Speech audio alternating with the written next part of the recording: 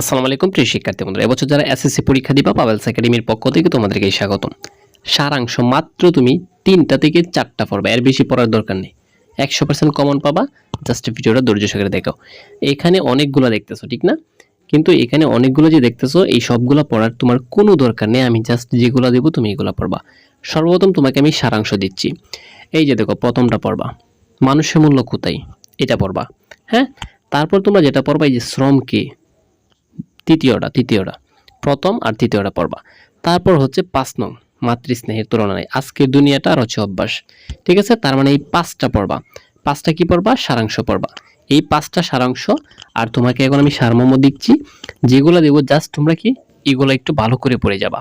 আচ্ছা, এখানে যেগুলো সারমর্ম দেখছো সবগুলোকে পড়তে হবে আমি বলবো না, আমি জাস্ট যেগুলো দিচ্ছি এগুলো তুমি পড়বা।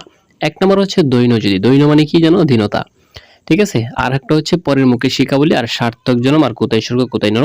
এটা মোস্ট ইম্পর্টেন্ট। আমি বলতে পারি না এটা 100%ও হতে পারে।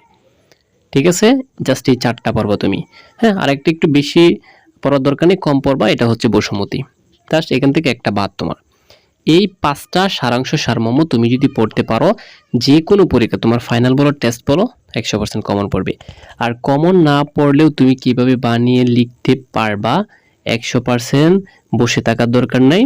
ইচ্ছা করলে আমাদের এই টেকনিক কোর্সে ভর্তি হতে পারো তুমি। যাই হোক, দেখা হবে তোমাদের সাথে অন্য একটা সাজেশনে।